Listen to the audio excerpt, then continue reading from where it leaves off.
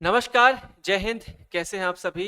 Delhi IAS academy के इस YouTube platform पर आप सभी का स्वागत है और हम उपस्थित हैं आपके समक्ष एक बार फिर से 30 कदम की सीरीज में, जहां पर हम पिछले साल की तरह इस साल भी पूरे 30 टॉपिक लेकर के आए हैं एक एक पर्टिकुलर सब्जेक्ट के, जहां पर आपके समक्ष 30 प्रश्न लेकर के आएंगे हम, जो ऑब्जेक्टिव टाइप क्वेश्चन है आपके प्रीलिम्स में और इसके अलावा जो अदर एग्जाम्स में आपके लिए क्वेश्चन बन सकते हैं उन सारे पॉइंट्स को लेकर के।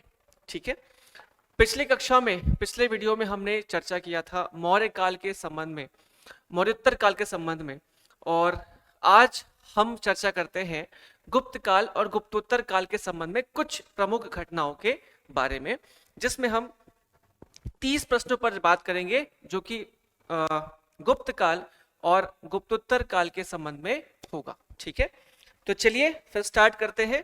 गुप्त काल भारत का स्वर्ण काल माना जाता है, आप सभी को पता है। अगर आपने पढ़ा होगा क्वेश्चन, गुप्त काल पढ़ा होगा, तो आपको ये डेफिनेटली पता होगा कि भारत का गोल्डन पीरियड या स्वर्ण काल किसे कहा जाता है, गुप्त काल को कहा जाता है। इसके बहुत सारे कारण हैं। इसका पहला कारण तो ये है कि यहाँ पर कला संस्कृति का विकास बहुत ज्यादा हुआ था, इकोनॉमी अच्छी थी, सामाजिक परिदृश्य भी लगभग मतलब ठीक ठाक माने जा सकते हैं। ठीक है, साहित्य का विकास बहुत ज्यादा हुआ था, कला का विकास बहुत ज्यादा हुआ था, और अलग अलग पहलुओं में जब आप इसको पढ़ते हैं तो आपको समझ आता है कि अलग अलग क्षेत्रों में हर एक तरीके से, विज्ञान को लेकर के हो जाए, भाषा को लेकर के हो जाए, सब क्षेत्रों में इनका योगदान अतुलनीय रहा था। इसीलिए गुप्त काल के जो समय को भारत का या प्राचीन भारत का स्वर्णकाल कहा जाता है। आई बात समझ में? संस्कृत के स्वर्णकाल के रूप में भी जाना जाता है, विज्ञान के स्वर्ण काल के रूप में भी जाना जाता है ना। तो खैर, बहुत सारी बातें हैं और बहुत सारे क्वेश्चन हैं, एक एक करके सब सॉल्व करते जाते हैं और फिर आगे बढ़ेंगे हर प्रश्न के साथ एक नए मुद्दे को लेकर के। चलिए, तो क्वेश्चन नंबर फर्स्ट यहाँ पर है आपके समक्ष, दो कथन है और उसमें से आपको सही या गलत कथन का चयन करना है। तो पहला कथन क्या बोल रहा है, ध्यान से पढ़िएगा। समुद्रगुप्त ने प्रयाग प्रशस्ति में अपने दक्षिण विजय अभियान को दिग्विजय कहा है। Samudragupta called his southern conquest as digvijaya in Prayag Prashasti. क्या उसे दिग्विजय कहा गया है या और कुछ? तो ध्यान रखिएगा, ये स्टेटमेंट सही है, उसे दिग्विजय अभियान भी कहा गया है। ठीक है, और दूसरा स्टेटमेंट है, उस प्रशस्ति में कवि हरिशेन ने समुद्रगुप्त को केवल वैदिक यज्ञों का संरक्षक कहा है। In that inscription the poet Harishena has described Samudragupta as the patron of only Vedic sacrifices. तो ऐसा उसमें कोई जिक्र हमको नहीं मिलता है। ठीक है, जहां पर उनको केवल वैदिक यज्ञों का संरक्षक माना जाए। तो यहां पर ओनली फर्स्ट इज करेक्ट, तो केवल एक यहां पर आंसर सही लिया जाएगा। तो क्वेश्चन नंबर 1 के लिए ए ऑप्शन करेक्ट है। चलिए बढ़ते हैं आगे क्वेश्चन नंबर 2 की तरफ। पेयर मैचिंग है, यहां पर मैच द फॉलोइंग क्वेश्चन है, ध्यान से समझिएगा और उसको पढ़िएगा और बनाइए क्वेश्चन। एक तरफ गुप्त शासकों के नाम है और उसके द्वारा विशेष किए गए काम है, वो आपको दिए गए हैं। समुद्रगुप्त वीणा बजाने में काफी अभ्यस्त थे, तो हमको दिख रहा है यहां पर वीणा वादक का जिक्र वहां पर है। ठीक है, चंद्रगुप्त सेकंड ने शकों को हराया था। ठीक, कुमारगुप्त के समय पर नालंदा विश्वविद्यालय की स्थापना हुई थी और स्कंदगुप्त के समय पर इन्होंने हुणों को पराजित किया था। तो यहां पर आपके लिए एक का हो जाता है डी। ठीक है, यहां पर डी है, 2 का हो जाता है बी, 3 का हो जाता है ए और 4 का हो जाता है सी। तो डी करेक्ट आंसर होगा क्वेश्चन नंबर 2 के लिए। ठीक है, समुद्रगुप्त वीणावादक, चंद्रगुप्त सेकंड शकों की पराजय, कुमारगुप्त नालंदा विश्वविद्यालय और स्कंदगुप्त ने हुणों को पराजित किया था। ठीक है, चलिए आगे बढ़ते हैं हमारे अगले क्वेश्चन की तरफ। Question number 3, Which of the following sources is not associated with the time of Samudragupta? निम्न में से कौन सा स्रोत समुद्रगुप्त के समय से जुड़ा हुआ नहीं है? अब यहाँ पर 4 स्टेटमेंट है, 4 आपको ऑप्शन दिए गए हैं, उसमें से आपको बताना है कि कौन सा समुद्रगुप्त से जुड़ा नहीं है। प्रयाग प्रशस्ति समुद्रगुप्त का है, इरण नहीं है, इलाहाबाद स्तंभ बिल्कुल, और वाराणसी प्रशस्ति बिल्कुल। अब देखिए इनमें से जो 3 ऑप्शन है ना वो एक्चुअल में एक ही ऑप्शन है, और दूसरा जो है एरन अभिलेख या एरन ताम्रपत्र, ये है भानुगुप्त का, भानुगुप्त से संबंधित है, भानुगुप्त से। प्रयाग प्रशस्ति, इलाहाबाद स्तंभ लेख दोनों एक ही है जगह का नाम के हिसाब से, और ये पहले कहां पर था, वाराणसी में, जिसको अकबर के कार्यकाल में वाराणसी से कहां लाया गया था, प्रयाग यानी कि इलाहाबाद लाया गया था। तो तीनों स्टेटमेंट सही है सिवाय बी को छोड़कर के, तो इसमें आंसर क्या जाएगा, 3 का बी करेक्ट हो जाएगा। ठीक है, चलिए बढ़िए आगे क्वेश्चन नंबर 4 की तरफ, ध्यान से पढ़िएगा क्वेश्चन नंबर 4 में क्या कह रहा है। अब यहां पर अर्थव्यवस्था के बारे में है गुप्तों के, तो which statement is incorrect about the economy of the Gupta period, यहां पर क्या पूछा है, इनमें से क्या गलत है, इनकरेक्ट पूछा है, तो ध्यान से पढ़िए। पहला स्टेटमेंट है ए में, ताम्रपत्र पर भूदान का उल्लेख मिलता है, there is mention of land donation on copper plates, मुद्रा प्रणाली ढह चुकी थी, सोने के सिक्के सर्वाधिक प्रचलित थे, और गिल्ड प्रणाली का उल्लेख मिलता है। तो यहां पर क्या क्या स्टेटमेंट हम सही मान सकते हैं, तो इनके समय पर ताम्रपत्रों में भूदान का जिक्र मिलता है, बिल्कुल मिलता है, इनके समय पर भूदान यानी कि लैंड डोनेशन शुरुआत हो चुकी थी। The monetary system had collapse, ठीक है, इसको छोड़ते हैं, आगे पढ़ते हैं। Gold coins were the most common, सोने के सिक्के सर्वाधिक प्रचलित थे, गुप्तों ने सर्वाधिक सिक्के चलाने का रिकॉर्ड है गुप्तों के नाम पर, तो सर्वाधिक मात्रा में गोल्ड कॉइन इशू कराने का जो रेट है वो किसको दिया जाता है, गुप्तों को ही, तो सी और स्टेटमेंट तो सही है। गिल्ड प्रणाली का उल्लेख है, तो इनके इकोनॉमी में अलग अलग व्यापारी, ठीक है, यानी कि ट्रेडर के अलग अलग प्रकार के गिल्ड यानी कि श्रेणी या समूहों का जिक्र मिलता है, तो ये स्टेटमेंट भी सही है। स्टेटमेंट गलत कौन सा है, बी, मुद्रा प्रणाली ढह चुकी थी, ऐसा कुछ नहीं है। हालांकि कुषाणों की अपेक्षा गुप्त पीरियड में थोड़ा सा गिरावट तो जरूर आई थी, क्योंकि इनका संबंध जो है आखिर में वो व्यापारिक संबंध दूसरे देशों के साथ थोड़े से डिस्टर्ब हो गए थे, उसके बहुत सारे रीजन है, ठीक है, आप उसको पढ़िएगा आराम से। तो यहाँ पर मुद्रा प्रणाली ढह चुकी थी ऐसा कोई जिक्र नहीं मिलता, उनकी इकोनॉमिक सिस्टम आखिर तक ठीक ठाक ही थी, ठीक है। तो यहाँ पर ए सी डी जो सही है, बी गलत हो जाएगा, तो गलत ही पूछा है तो बी करेक्ट है। ओके, चलिए बढ़ते हैं हमारे अगले क्वेश्चन, क्वेश्चन नंबर 5 की तरफ। पढ़िएगा ध्यान से, क्वेश्चन नंबर 5 में क्या पूछा जा रहा है। कथन 1 और कथन 2। कथन 1 में क्या है, गुप्त काल में लिपि मुख्यतः गुप्त, ब्राह्मी और संस्कृत भाषा थी। The script in the Gupta period were mainly Gupta Brahmi and Sanskrit language, तो लैंग्वेज क्या थी इनकी, संस्कृत थी, यहां पर थोड़ा मिसिंग हो गया, ठीक है। और कथन 2 है, बौद्ध साहित्य में गुप्त शासकों को धम्मराज कहा गया है। The Gupta rulers are called Dhammaraja in Buddhist literature।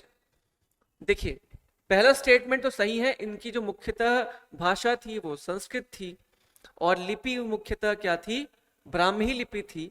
तो ये गुप्ता लिपि भी कहा जाता है, उसको गुप्त लिपि भी कहा जाता है, लेकिन गुप्त जो है ब्राह्मी का ही एक फॉर्म था, तो गुप्त ब्राह्मी लिपि भी कह दिया जाता है। तो पहला स्टेटमेंट तो सही है। दूसरा स्टेटमेंट, बौद्ध साहित्य में गुप्त शासकों को धम्मराज कहा गया है, तो यहाँ पर ऐसा कोई जिक्र बौद्ध साहित्य में तो कहीं नहीं है, और ना ही इनका सीधे सीधे तौर पर बौद्धों के साथ बहुत ज्यादा मेलजोल रहा था, ये पूर्णतः वैष्णविज्म से ज्यादा बिलोंग करते थे, इसीलिए। तो यहाँ पर दूसरा स्टेटमेंट गलत हो जाएगा, तो केवल एक इसमें सही है, केवल एक, ठीक है। चलिए क्वेश्चन नंबर 5 के बाद आगे बढ़ते हैं क्वेश्चन नंबर 6 की तरफ। पढ़िए ध्यान से क्वेश्चन। यहाँ पर अगेन क्या है आपके समक्ष, जोड़ी मिलाओ वाला आंसर है, क्वेश्चन है, सॉरी, जोड़े मिलान। एक तरफ ग्रंथों के नाम है और उसके तरफ नेक्स्ट पार्ट में उसके लेखकों के बारे में है। तो पहला बुक का नाम है अभिज्ञान शकुंतलम। तो अभिज्ञान शकुंतलम के राइटर तो आपको पता है कालिदास जी हैं, अभिज्ञान शकुंतलम।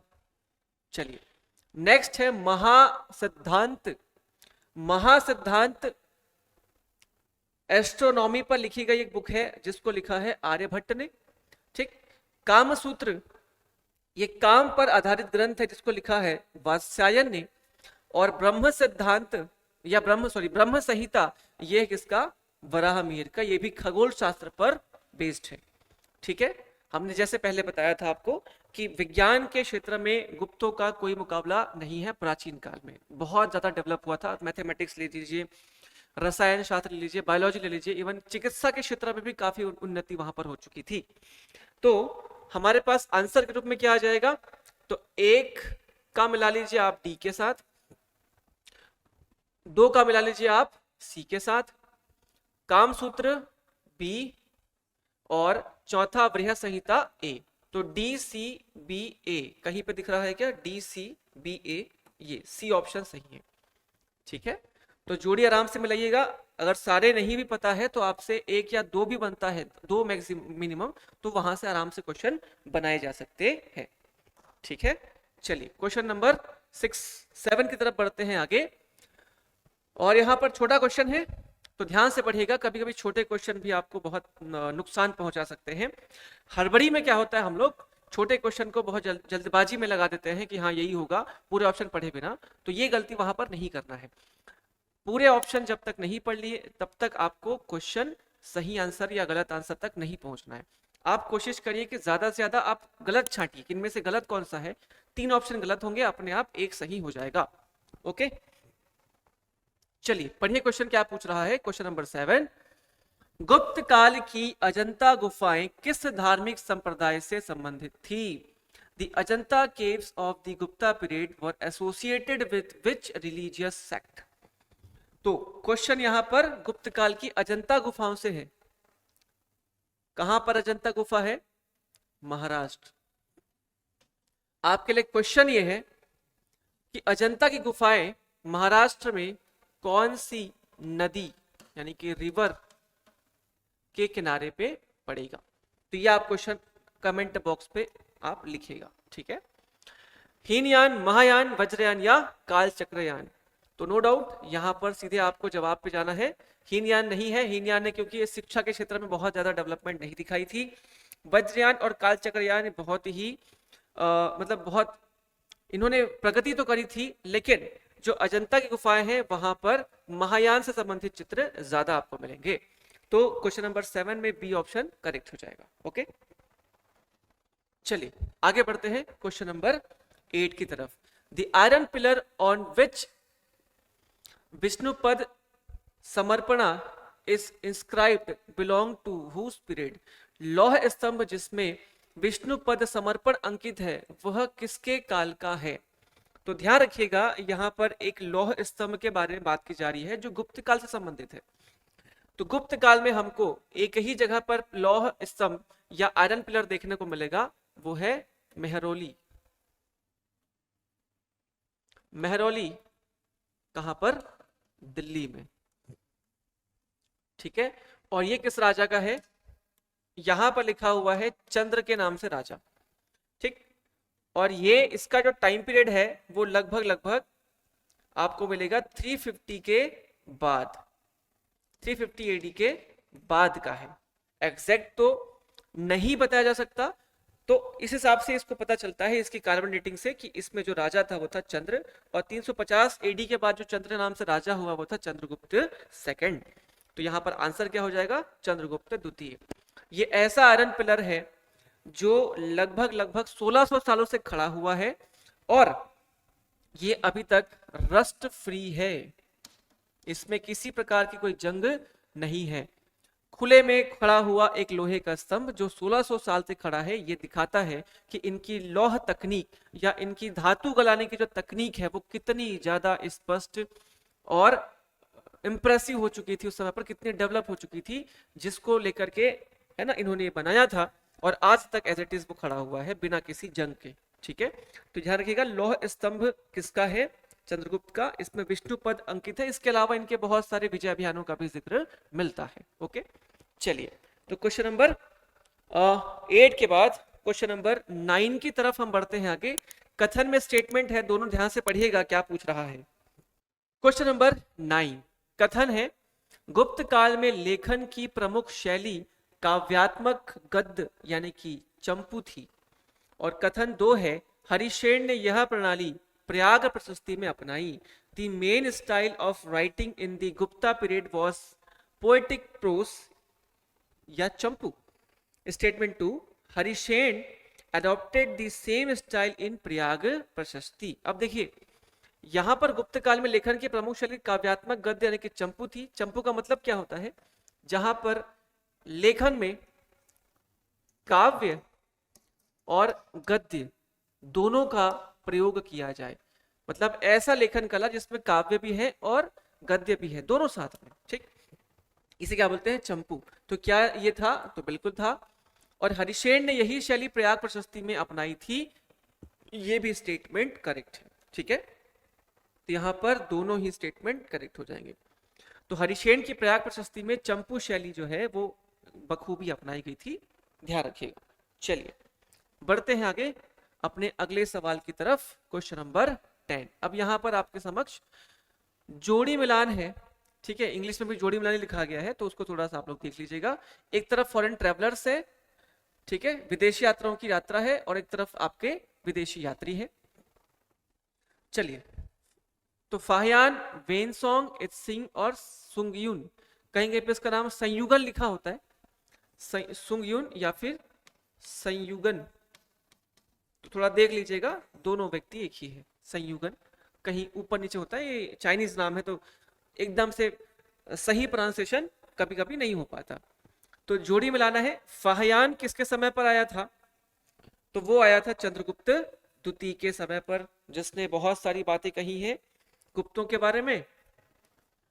ठीक, और इसने मौर्य राजवंश के बारे में बात करी है, तो मौर्य के बारे में भी कहता है और गुप्तों के बारे में भी कहता है फाहियान। ठीक है, चलिए इसके बाद आया था वेनसोंग। तो वेनसोंग कब आया था, हर्षवर्धन के काल में, जो उत्तर गुप्त काल के राजा है।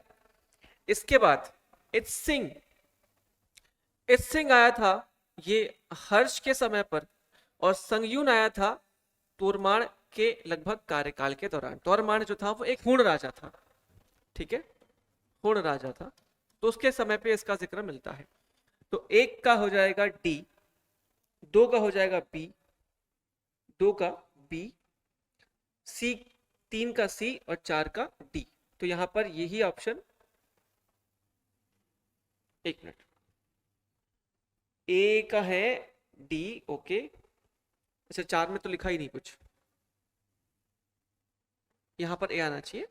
ठीक है, चलिए सी ऑप्शन इसमें करेक्ट हो जाएगा। 2, 3, 4 है ना, एक का है डी, दो का है बी, सी 3 और 4 का ए, ओके करेक्ट।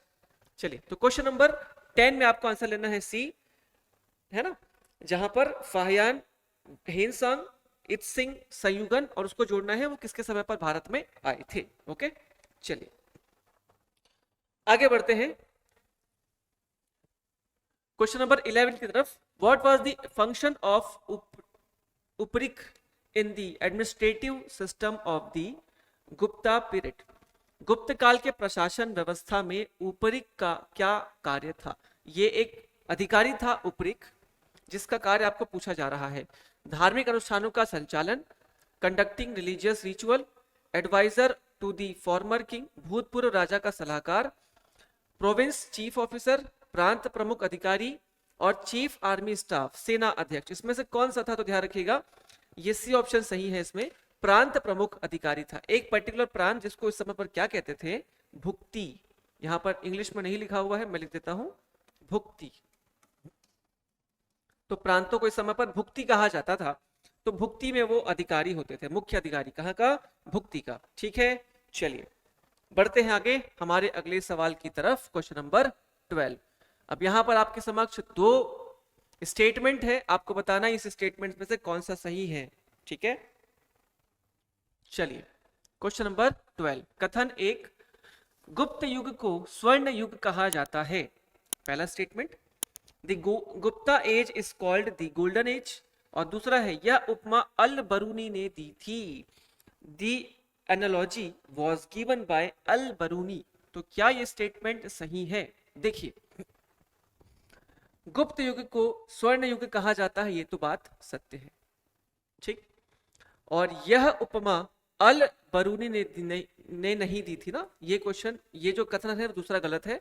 यहां पर किसी एक पर्टिकुलर व्यक्ति का नाम नहीं आता कि किसी एक ने इसको कहा था, वो बहुत सारे इतिहासकार हुए, ठीक है। जैसे MC मजुमदार के बारे में पता चलता है, इनको पढ़ो तो इन्होंने पहली बार इनको स्वर्ण काल के रूप में संज्ञा दी थी। ये आधुनिक काल के राइटर हैं। और उसके बाद A.L. बैशम, क्या नाम है? A.L. बैशम। ये A.L. बैशम ने ही फिर बाद में ग्लोरीफाई किया था भारत के या एंशिएंट हिस्ट्री को। तो यहां पर दूसरा स्टेटमेंट गलत है, तो पहला स्टेटमेंट सही है, तो केवल एक आपको सही लेना है, ठीक है। चलिए, तो स्वर्ण युग तो है, लेकिन कहा किसने था? अल बरूनी ने नहीं कहा था। MC मजुमदार और A.L. बैशम का नाम यहां पर ध्यान रखना है, ठीक। चलिए बढ़ते हैं हमारे अगले क्वेश्चन की तरफ, क्वेश्चन नंबर 13। गुप्तकालीन मूर्तियों की शैली में कौन सी विशेषता नहीं है? Which feature is not present in the style of Gupta period sculpture? यहां ध्यान से पढ़िएगा सारे क्वेश्चन, सारे ऑप्शन को, ठीक। तो गुप्तकालीन मूर्तियों की कला के बारे में आपको देखना है कि कौन से स्टेटमेंट सही बैठ रहे हैं। अब यहां पर पूछा क्या है? जो विशेषता नहीं है आपको बताना है, ठीक है, नॉट प्रेजेंट। तो कोमल अंग संरचना, आध्यात्मिकता का जिक्र हमको मिलता है उनकी स्कल्पचर में, स्टेटमेंट सही है, ठीक है। कठोर और युद्ध मुद्रा, इस प्रकार की कोई स्कल्पचर यहां पर अवेलेबल नहीं है। सजीव चेहरे का भाव और चेहरे में दिव्यता, है ना, life like facial expression and divinity, ठीक है। और सौंदर्य बोध पर बल, किसी मूर्ति को बहुत ज्यादा सुंदर बनाने का जो है काम किया जाता था, ज्यादा से ज्यादा उसके सुंदरता पर बल दिया जाए। तो A, B और C correct, sorry A, B और D करेक्ट है, C इनकरेक्ट है, और पूछा भी नहीं है, तो C यहां पर करेक्ट आंसर हो जाएगा, ठीक है। चलिए आगे बढ़िए क्वेश्चन नंबर 14 की तरफ। Question number 14। अब यहां पर अगेन क्या है? जोड़े मिलाओ में क्वेश्चन पूछा गया है। एक तरफ स्थानों के नाम है और उनसे रिलेटेड जो उनकी विशेषताएं हैं, अवशेष है, उनके बारे में पूछा जा रहा है। तो अजंता, नालंदा, इलाहाबाद और सांची। तो मेरे ख्याल में अजंता तो जुड़ा ही हुआ है ए से। गुफा चित्रकला या केव पेंटिंग, नालंदा अपने नालंदा विश्वविद्यालय के लिए, बौद्ध विश्वविद्यालय के लिए फेमस था। इलाहाबाद एक स्तंभ लेख, ठीक है। और सांची यह है बौद्ध स्तूप। इलाहाबाद स्तंभ लेख है, सांची में बौद्ध स्तूप है, सांची का स्तूप, ठीक है। तो 1 2 3 4 सारा जुड़ा हुआ है, तो A, B, C और D यहां पर करेक्ट हो जाएगा, ठीक है। तो क्वेश्चन नंबर 14 में आंसर क्या है ना? A, ठीक। चलिए आगे बढ़ते हैं क्वेश्चन नंबर 15 की तरफ। ध्यान से पढ़ेगा, छोटा क्वेश्चन है, जितना छोटा क्वेश्चन उतना ध्यान से पढ़ना चाहिए। नालंदा विश्वविद्यालय की स्थापना किसके समय पे मानी जाती है? During whose time is Nalanda university considered to have been established? किसके समय पर स्टैब्लिश हुई थी? समुद्रगुप्त, चंद्रगुप्त, कुमारगुप्त या स्कंदगुप्त? ध्यान रखिएगा, ये बहुत ही इजी आंसर है, कुमारगुप्त के समय पर, ठीक है। तो नालंदा विश्वविद्यालय की स्थापना किसके समय पर हुई थी? कुमारगुप्त के समय पर। कुमारगुप्त महेंद्रादित्य, कुमारगुप्त पूरा नाम क्या था? महेंद्रादित्य, जो इनका टाइटल था, इनकी उपाधि थी। ओके, चलिए, तो ये ध्यान रखिएगा, कुमारगुप्त के समय पर नालंदा की स्थापना हुई थी। नालंदा विश्वविद्यालय अपने आप में बहुत ही शानदार यूनिवर्सिटी थी। ये एक रेसिडेंशियल या रिहायशी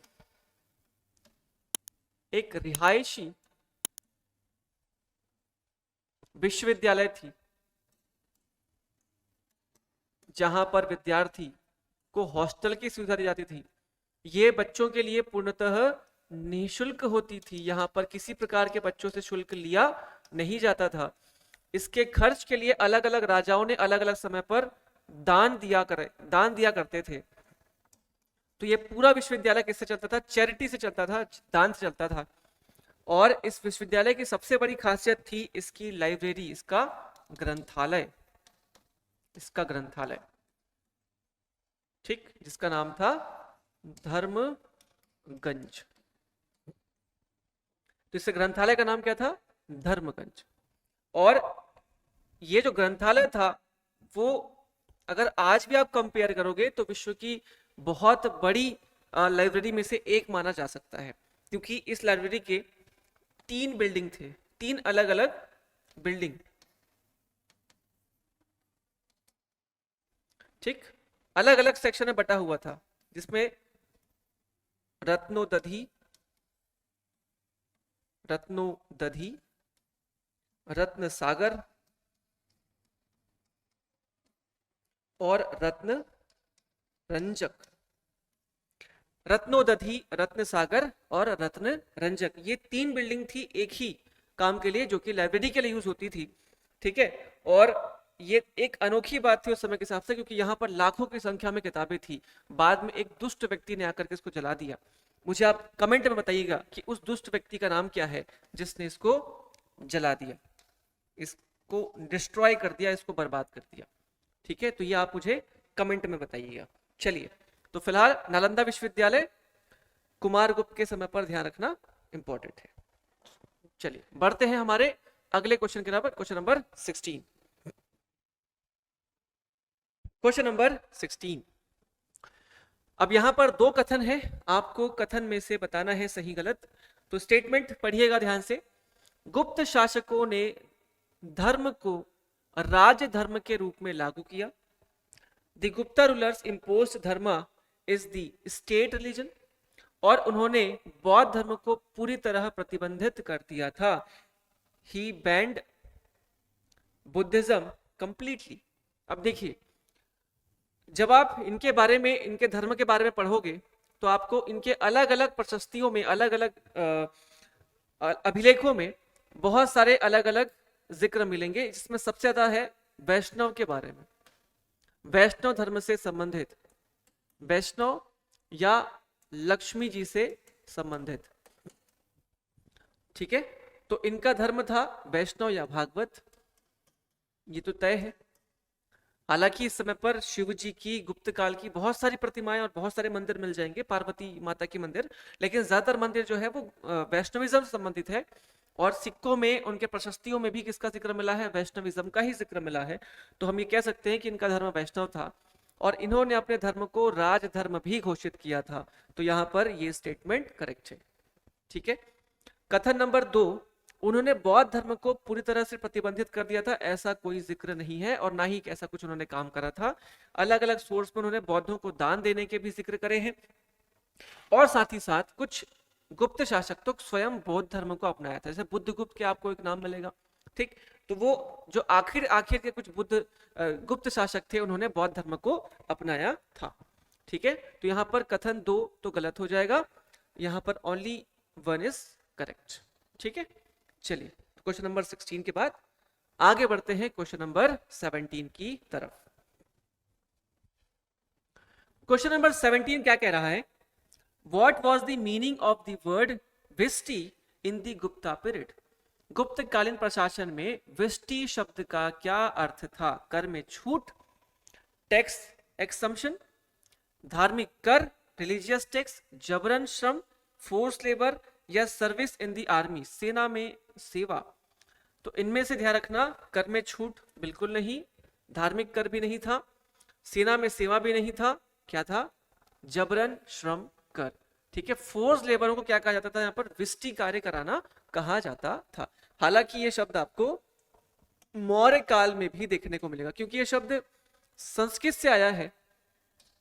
तो जहां जहां पर आपको ये प्राचीन राजवंश मिलेंगे, संस्कृत का प्रभाव जहां पे ज्यादा मिलेगा वहां पर आपको ये शब्द मिल जाएगा। ठीक है, मौर्य की राजभाषा प्राकृत थी और प्राकृत भी पाठ किसका है, संस्कृत था, तो निश्चित तौर पर वहां पर भी संस्कृत से चीजें आपको मिल जाएगी।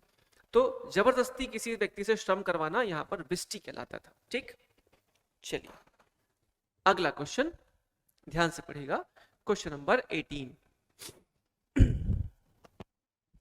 क्वेश्चन नंबर 18, कौन सा उल्लेख पौराणिक कथा से जुड़ा है, न कि गुप्तकालीन आर्थिक आधिकारिक अभिलेख से? Which mention is related to mythology, not to Gupta economic official records? अब पंचतंत्र, प्रयाग प्रशस्ति, अमरकोश, ब्रह्मस्फुटन सिद्धांत। तो देखिए यहां पर जो प्रयाग प्रशस्ति है वो तो पूरा प्रशासनिक है। ठीक है, उनके युद्धों के बारे में, विजय अभियानों के बारे में, वगैरह वगैरह, राजाओं के बारे में जिक्र है। अमरकोश भी प्रशासन से जुड़ा हुआ है। ब्रह्मस्फुटन सिद्धांत आप कह सकते हो कि विज्ञान से जुड़ा हुआ था। और पंचतंत्र ये जुड़ा हुआ था कहानियों से, स्टोरी। और कहानी कौन सी, पौराणिक, माइथोलॉजी। ठीक, और इसके राइटर कौन है, पंडित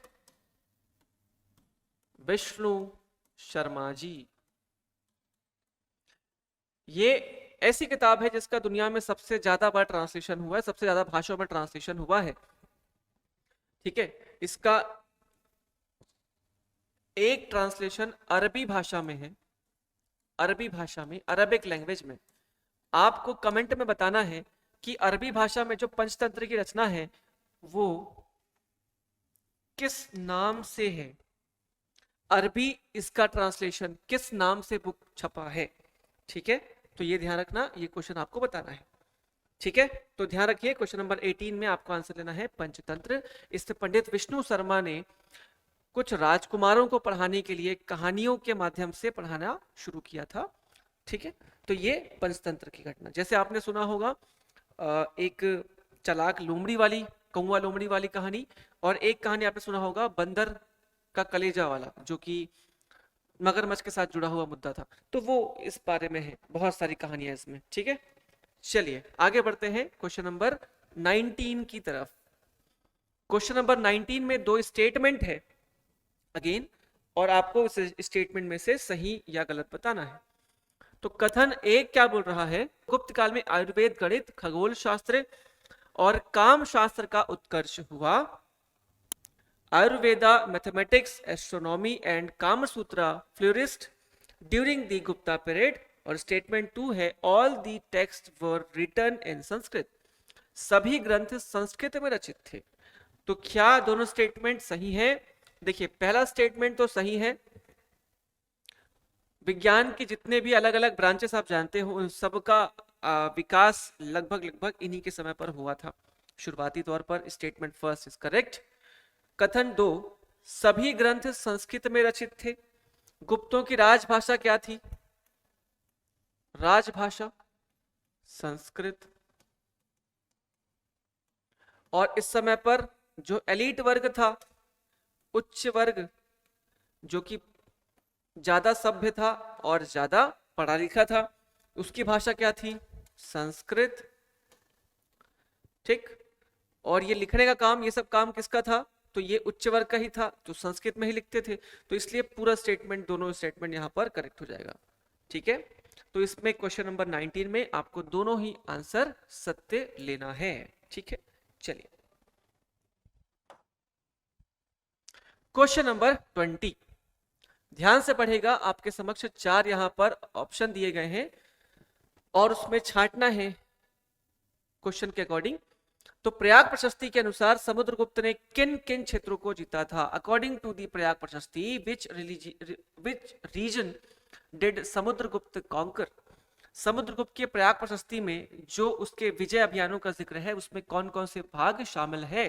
तो क्वेश्चन ध्यान से पढ़िएगा, आर्यावर्त, दक्षिणावर्त, सीमावर्ती वन्य प्रदेश, हिमालयी जनपद। तो देखिए आर्यावर्त विजय अभियान का जिक्र तो मिलता है प्रसभा उद्धरण के नाम से, प्रसभा उद्धरण के नाम से, ठीक। दक्षिणापथ ग्रहण मोक्षानुग्रह के नाम से, ग्रहण मोक्षानुग्रह के नाम से, ठीक। आर्यावर्त यानी कि उत्तर भारत विजय अभियान, दक्षिणावर्त यानी कि दक्षिण भारत विजय अभियान, सीमावर्ती प्रांत, ठीक, सर्व कर दानाज्ञाकरण, ठीक। और वन प्रदेश परिचारिकीकृत, परिचारिकीकृत, तो परिचारिकीकृत के नाम से अलग अलग मिलता है, ठीक है। एक मिलेगा आपको कन्योपायनः के नाम से इनकी नीति, तो यहां पर अलग अलग क्षेत्रों को जीतने के लिए उन्होंने अलग अलग नीतियों का प्रतिपादन किया था। आर्यावर्त यानी कि प्रसभा उद्धरण उत्तर भारत विजय अभियान, दक्षिणापथ यानी कि ग्रहण मोक्षानुग्रह का नीति दक्षिण भारत विजय अभियान, सीमावर्ती प्रदेश सर्व कर दानाज्ञाकरण यानी कि जो असम कामरूप इस साइड के क्षेत्र है वहां पर, और वन्य प्रदेश जो 8वीं क्षेत्र होते थे मध्य प्रदेश और छत्तीसगढ़ के आसपास के इलाके, वहां पर परिचारिकीकृत वाला प्रावधान था। और एक जो विदेशी राज्यों को जीतने का अभियान था जैसे शक, मुरुंड, सिंघल इत्यादि को जीतने के लिए उन्होंने कन्योपायन नीति का प्रतिपादन किया था। लेकिन यहां पर 3 तो सही है, 1 2 तीनों सही है। हिमालयीन जनपद, तो हिमालयीन जनपद भी उत्तर पार्ट वाले में ही शामिल हो जाएगा, तो यहां पर चारों को इसने जीता था, तो इसमें आंसर क्या आ जाएगा, ये सभी, ठीक है। मतलब संपूर्ण देश को जीतने के लिए भारतवर्ष को उन्होंने अलग अलग अभियान चलाए थे। आई बात समझ में? चलिए, तो ध्यान रखिएगा ये क्वेश्चन बहुत इंपॉर्टेंट है, आने वाले क्वेश्चन में, आने वाले आपके एग्जाम में बहुत इंपॉर्टेंट रहेगा। चलिए आगे बढ़ते हैं क्वेश्चन नंबर 21 की तरफ।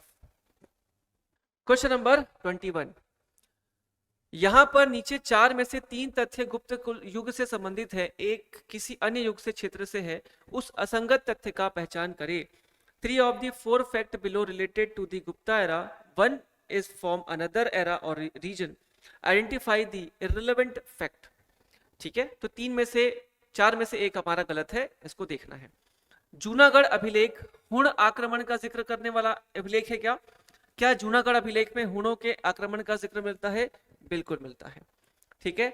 गढ़वा शिलालेख में पाटलिपुत्र का वर्णन मिलता है क्या? बिल्कुल मिलता है। गढ़वा शिलालेख ये वैसे तो पटना के पास से मिला है, ठीक, और इसमें पाटलिपुत्र का वर्णन है।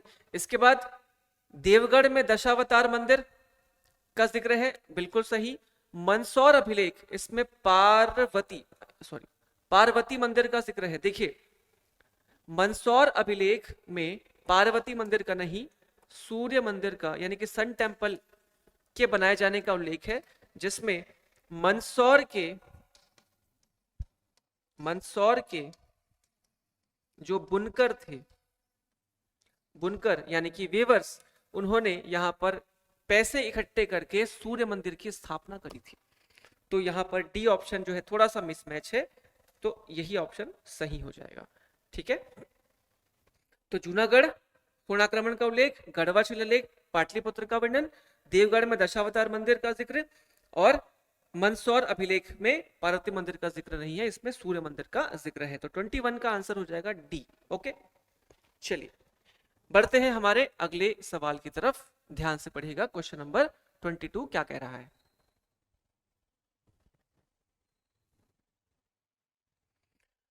क्वेश्चन नंबर 22, कौन सा अभिलेख, कौन सी लिखा गया, कौन सा अभिलेख गुप्त काल में काल नाम व गोत्र तय करने में प्रमुख स्रोत है? विच inscription is the main source in the determining the chronology of the period during the Gupta period. तो कहने का मतलब यह है कि गुप्तों के राजाओं के बारे में, उनके काल के वर्णन के बारे में, उनके गोत्रों के बारे में ज्यादातर अच्छी जानकारी दे सकता है वो कौन सा अभिलेख है? प्रयाग प्रशस्ति, भीतरी पिलर, गढ़वा स्टोन पिलर, ये थोड़ा सा Garhwa stone inscription, sorry inscription, ये इंग्लिश में लिखा गया है। और पूना ताम्रपत्र अभिलेख। देखिए इन तीनों में भी जानकारी है, लेकिन सबसे ज्यादा जो जानकारी देता है इनके गोत्र परंपरा के बारे में वो है पूना ताम्रपत्र। और पूना ताम्रपत्र किसका है? तो ये है प्रभावती गुप्त का। प्रभावती गुप्त कौन है? तो प्रभावती गुप्त कौन है? ये चंद्रगुप्त राजा विक्रमादित्य चंद्रगुप्त सेकंड की बेटी थी, ठीक। और इसी का क्या मिला है? पूना ताम्रपत्र। और आपके लिए क्वेश्चन ये है कि प्रभावती का विवाह किस राजा के साथ हुआ था? आपको हिंट मैं दे देता हूं, किस वकाटक शासक के साथ हुआ था, क्योंकि गुप्तों का कार्यकाल वकाटक के साथ साथ चलता है। तो आपको ये आंसर करना है कमेंट में, ओके। चलिए क्वेश्चन नंबर 22 के बाद आगे बढ़ते हैं क्वेश्चन नंबर 23 में। Which of the following tradition was combined into the Pancha Siddhantika? Pancha Siddhantika में निम्न में से कौन सी परंपराओं को जोड़ा गया है? Indian astronomy, Roman astronomy, Greek astronomy और बुद्धिस्ट एस्ट्रोलॉजी। भारतीय खगोल, रोमन खगोल, ग्रीक खगोल या बौद्ध ज्योतिष। एक तो पंच सिद्धांतिका किसकी बुक है? वराह मिहिर की। किसकी? वराह मिहिर की। तो ये तो ध्यान रखना है, ये बुक बहुत इंपॉर्टेंट है, क्वेश्चन पूछा जा चुका है पहले। और ये किससे जुड़ा है? भारतीय खगोल से, रोमन खगोल से, ग्रीक, बौद्ध ज्योतिष, सभी से।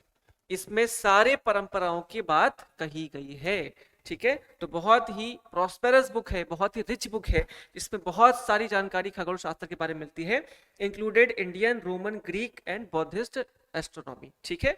तो आंसर किसमें क्या आ जाएगा? इसमें डी, ये सभी। चलिए आगे बढ़ा जाए। Question number 24। निम्न में से कौन सा ग्रंथ गुप्तकालीन समय का नहीं है? Which of the following text does not belong to the Gupta period?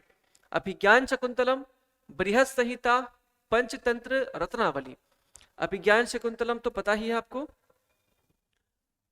गुप्त काल का है।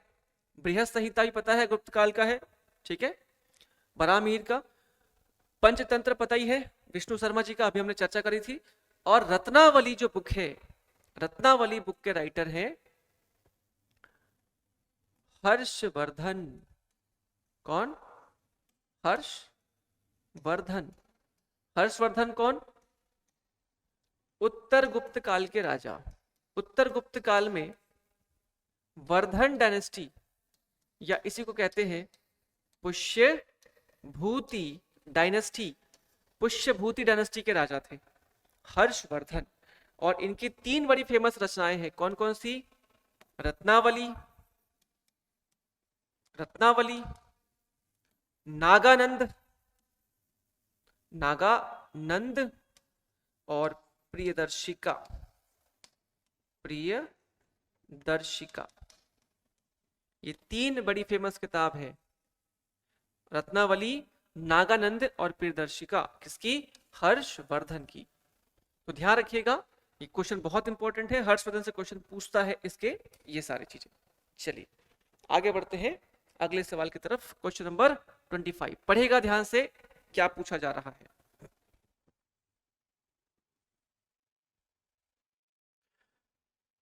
कौन सा वैज्ञानिक तथ्य गुप्तकालीन गणनाओं, आर्यभट्टीय है वैसे, आर्यभट्टीय या वराहमिहिर के गणनाओं में नहीं मिलता? Which scientific fact is not found in the Gupta period calculation? Aryabhata, Varahamihira, यानी दोनों को मिलाकर के पूछ रहा है। तो क्या पाई का मान बताया गया है? तो बिल्कुल आर्यभट्ट ने पाई का मान अपने आर्यभट्टीय में बताया है, ठीक है।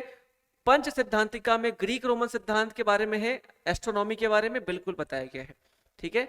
सापेक्षता का सिद्धांत और शून्य का प्रयोग, देखो शून्य का प्रयोग ब्रह्मगुप्त ने किया था पहली बार, ब्रह्मगुप्त। हालांकि शून्य की शुरुआत या शून्य की खोज किसने करी थी इसके बारे में ब्रह्मगुप्त कुछ नहीं बताते, तो अलग अलग सोर्स में अलग अलग मिलता है। तो हालांकि इसकी शुरुआत भारत में ही हुई थी, शून्य की शुरुआत, लेकिन इसका एग्जैक्ट आंसर अभी तक नहीं है कि किसने इसकी शुरुआत करी थी या किस जो इसका खोज करता है। शून्य की शुरुआत भारत में हुई थी, लेकिन खोजा किसने था ये एग्जैक्ट नहीं पता। तो ये गुप्त काल का ही है, तो कंफर्म है। सापेक्षता का सिद्धांत, थ्योरी ऑफ रिलेटिविटी, आपको एक नागार्जुन के नाम से, नागार्जुन के नाम से कनिष्क के समय पर फर्स्ट एडी में कनिष्क के टाइम पर एक वैज्ञानिक मिलेंगे, नागार्जुन। ठीक, नागार्जुन के बुक्स में थ्योरी ऑफ रिलेटिविटी के बारे में वर्णन किया गया है। किसके बारे में? थ्योरी ऑफ रिलेटिविटी के बारे में। ठीक है, आपके लिए मैं क्वेश्चन छोड़ रहा हूं कि नागार्जुन की जो फेमस किताब है जिसमें थ्योरी ऑफ रिलेटिविटी का वर्णन है या डिस्क्रिप्शन है, उस बुक का नाम आपको कमेंट में बताना है। ठीक है, चलिए, तो फिलहाल हमारे पास ऑप्शन में ए, बी और डी सही है, और पूछा है कि कौन सा नहीं मिलता, तो सी वाला तो नहीं मिलता, तो option C is correct answer for question number 25। ठीक है, चलिए बढ़ा जाए आगे क्वेश्चन नंबर 26 की तरफ। Which of the following statements regarding the Gupta administration is false? गुप्त प्रशासन के संबंध में निम्नलिखित में से कौन सा कथन असत्य है? ए, भूमि दान कर मुक्त होती थी। A land donation was tax free. विषय एवं उपरिक्त जैसे प्रशासनिक पद थे। Administrative position such as vishaya and uparika exist. Okay, कर केवल नगद में लिए जाते थे। Taxes were collected only in cash. और ग्रामीण प्रशासन ग्रामिक के अधीन था। Rural administration was under the gramika. देखिए यहां पर स्टेटमेंट कर मुक्त होती थी, ये सही है। यहां पर हर जमीन, और किसी भी काल में जाओगे जिस जमीन को दान दिया जा रहा है वो जमीन कभी भी टैक्सेबल नहीं होती, याद रखना। फिर विषय एवं उपरिक्त जैसे प्रशासनिक पद थे, बिल्कुल थे। विषय जो होता था जिला यानी कि विषय का प्रमुख होता था विषयपति, और उपरी जो होता था वो अभी हमने पढ़ा था प्रांत प्रमुख होता था। प्रांत यानी कि प्रांत या भुक्ति का प्रमुख होता था। ठीक, और कर केवल नगद में लिए जाते थे ऐसा नहीं है, तो कर जो है वो नगद में भी, अनाज के रूप में भी लिए जाते थे और पशुओं के रूप में भी लिए जाते थे, तो ये स्टेटमेंट तो गलत है। और ग्रामीण प्रशासन ग्रामिक के अधीन था, तो ये स्टेटमेंट सही है। ग्रामिक जो है वो ग्राम का प्रमुख होता था। तो यहां पर आंसर क्या लेना है आपको? 26 का सी। ठीक है, चलिए क्वेश्चन नंबर 27, आगे बढ़िए अगले सवाल की तरफ। क्वेश्चन नंबर 27, यहां पर दो स्टेटमेंट है, एक कारण है एक कथन है, आपको आंसर लाना है। तो क्वेश्चन है, गुप्त युग को गोल्डन एज यानी कि स्वर्ण काल कहा गया। स्वर्ण काल कहा गया। ठीक है, आयरन पिलर का जंग प्रतिरोधक धातु और प्रयाग प्रशस्ति में शिल्प सौंदर्य दोनों इसका कारण है। Gupta era is called golden age. The rust resistant metal of the iron pillar and the craftsmanship in Prayag Prashasti are both reason for this. अब देखिए, पहला स्टेटमेंट तुमको पता है, ये एब्सोल्युटली करेक्ट है। दूसरा स्टेटमेंट, यहां पर जो जंग प्रतिरोध धातु और प्रयाग प्रशस्ति में शिल्प सौंदर्य दोनों इसका कारण है, तो यहां पर सिर्फ एक कारण नहीं हो सकता, लेकिन क्या ये कारण नहीं है? तो बिल्कुल है ना। यहां पर गुप्त युग को, क्योंकि यहां पर कहीं नहीं लिखा है कि कला संस्कृति का युग था, कला संस्कृति के लिए या कला और अपने क्राफ्ट के लिए स्वर्ण युग था। ठीक है, लेकिन युग तो था ना स्वर्ण का। तो ध्यान रखना है आपको, आयरन पिलर का जो जंग प्रतिरोधक धातु और प्रयाग प्रशस्ति में शिल्प सौंदर्य दोनों इसका कारण है, तो ये आंसर आपको सही लेना पड़ेगा। तो ए एवं आर दोनों सही हैं और आर ए का स्पष्टीकरण भी है। अगेन मैं बता रहा हूं कि क्वेश्चन में किसी एक पर्टिकुलर कारण से गुप्त युग को स्वर्ण युग नहीं कहा जा रहा, बहुत सारे कारण हैं, उनमें से एक कारण क्या है, ये वाला। तो ये भी आंसर आपको सही लेना पड़ेगा, ठीक है। तो क्वेश्चन नंबर 27 का ए जो है करेक्ट आंसर हो जाएगा, ठीक। चलिए आगे बढ़ते हैं क्वेश्चन नंबर 28 की तरफ। यहां पर दो स्टेटमेंट है, सिंपल सा। चंद्रगुप्त द्वितीय का दरबार नवरत्नों से भरा था, जिसमें कालिदास और अमर सिंह थे। Chandragupta second's court was filled with the Navaratna among whom were Kalidas and Amar Singh. ठीक है, स्टेटमेंट तो सही है हमारा पहला वाला। और दूसरा कथन दो लिख रहा है, कालिदास का अभिज्ञान शकुंतलम प्राकृत में लिखा गया था। अभिज्ञान शकुंतलम वॉज रिटन इन प्राकृत। अब ये स्टेटमेंट सही नहीं है, क्योंकि अभिज्ञान शकुंतलम लिखा गया है संस्कृत भाषा में, तो स्टेटमेंट गलत है। और पहला स्टेटमेंट कि चंद्रगुप्त के समय पर 9 रत्न होते थे, तो स्टेटमेंट सही है। अब देखिए उनके जो 9 रत्न थे, 9 जेवल्स ऑफ चंद्रगुप्त सेकंड, वो कौन कौन थे? वराह मिहिर, वारुचि, पहला वराह मिहिर, वारुचि, बैताल भट्ट या बैताल भट्ट, बैताल भट्ट। इसके बाद छपणक, शपणक, घट, छपणक, घट खरपक और शंकु। वराह मिहिर, वरुचि, बैताल भट्ट, छपड़क, घट करपक, शंकु। इसके अलावा कालिदास, धन्वंतरी, धन्वंतरी और अमर सिंह, और अमर सिंह। तो ये हो गए 9 रत्न। कौन कौन? वराह मिहिर, वारुचि, बैताल भट्ट। आपको शायद ये राइटिंग थोड़ी समझ नहीं आई क्योंकि जल्दबाजी में लिखा गया है, तो बस आप शब्दों पे ध्यान दीजिएगा। वराह मिहिर, वारुचि, बैताल भट्ट, शपणक, घटखरपक, शंकु, कालिदास, धन्वंतरी और अमर सिंह।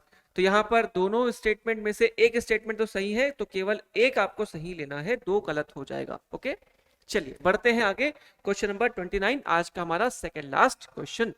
पढ़िए ध्यान से, क्वेश्चन क्या पूछ रहा है, छोटा क्वेश्चन है। क्वेश्चन नंबर 29, गुप्त काल के संस्कृत नाटकों में महिलाएं एवं गणिकाएं किस भाषा में बोलती थी? In Sanskrit drama of Gupta period what language did women and women folk यानी कि गणिकाएं, है ना, स्पीक? संस्कृत, प्राकृत, पाली, सौरसेनी। तो ध्यान रखिएगा प्राकृत। ठीक है, देखिए यहां पर क्या था, मैंने आपको बताया कि राज्य वर्ग यानी कि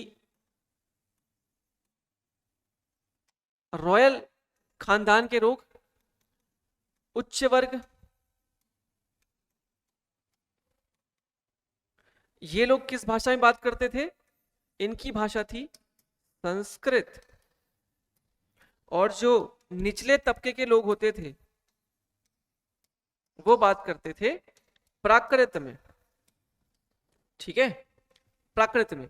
तो ये क्वेश्चन भी आने लायक है, ध्यान रखिएगा, छोटा है लेकिन हाँ इंपॉर्टेंट है। ठीक, चलिए अब आज का अंतिम सवाल, क्वेश्चन नंबर 30। कथन है और कारण है।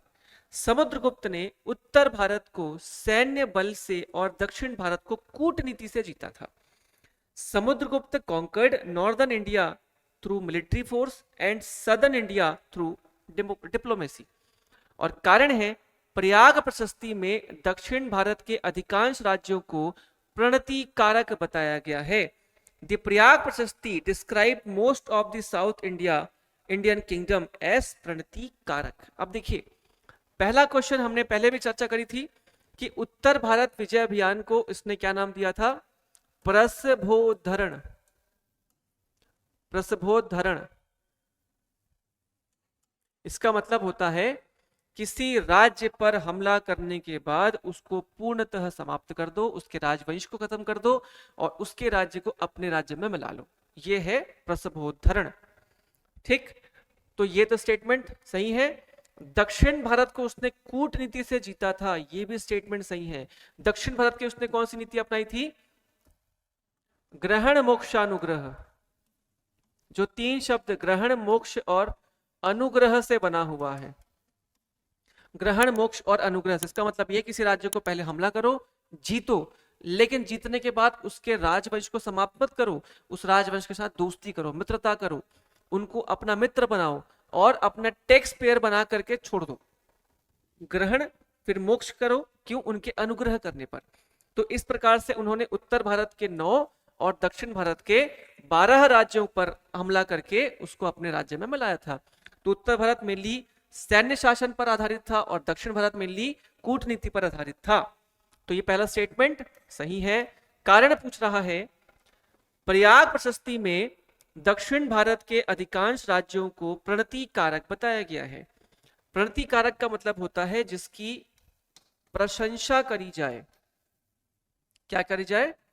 प्रशंसा करी जाए, जो प्रशंसनीय हो, जो प्रशंसनीय हो। ठीक, तो समुद्रगुप्त को ये बात पता थी कि दक्षिण भारत के राजा ताकतवर तो है और दक्षिण भारत का जो टेरेन है, यानी कि उसका जो फिजिकल ज्योग्राफी है वो बहुत कठिन है, वहां पर सीधे नियंत्रण करना बहुत ही मुश्किल है। इसीलिए क्या करा गया था, उस क्षेत्र में उनका गुणगान भी मिलेगा आपको और साथ ही उन पर कूटनीतिक तरीके से आपको राज करने का अवसर भी प्राप्त होता है, इनको पता था। तो ये सारी चीजें जो है आपको ध्यान रखना है। तो कारण भी इसमें सही है और सही व्याख्या भी करता है। तो हमको क्या लेना है? आंसर सी, कि पहला स्टेटमेंट सही है और दूसरा स्टेटमेंट पहले स्टेटमेंट की व्याख्या भी कर रहा है। तो यहां पर हमारे लिए 30 प्रश्न आज हमने देखा गुप्त काल और उत्तर गुप्त काल से, और हमने कोशिश किया कि ऐसे प्रश्न उठाए जाए जो सच में आपके क्वेश्चन आने के लायक हो, है ना। हम कोशिश ये करते हैं कि बहुत अजीबोगरीब क्वेश्चन, बहुत ही ऐसा फैक्ट उठा करके ना लाए जो आपके क्वेश्चन में कभी ना आ सकने वाले टाइप के क्वेश्चन हो। ठीक है, तो कोशिश यही की जाती है कि एक रिलेवेंट क्वेश्चन लेकर के आया जाए जो आपके पीएससी के एग्जाम में थोड़ा सा ठीक ठाक से आ जाए। ठीक है, तो क्वेश्चन इसी के आसपास, इसके इर्द गिर्द रहने वाले हैं। इसी के आधार पर आप अपनी तैयारी को एक नई धार दे सकते हैं, एक नई दिशा दे सकते हैं। ठीक है, तो बस आज के लिए इतना ही, अनुमति दीजिए। मिलते हैं अगले वीडियो में अगले टॉपिक के साथ। तब तक के लिए धन्यवाद। जय हिंद।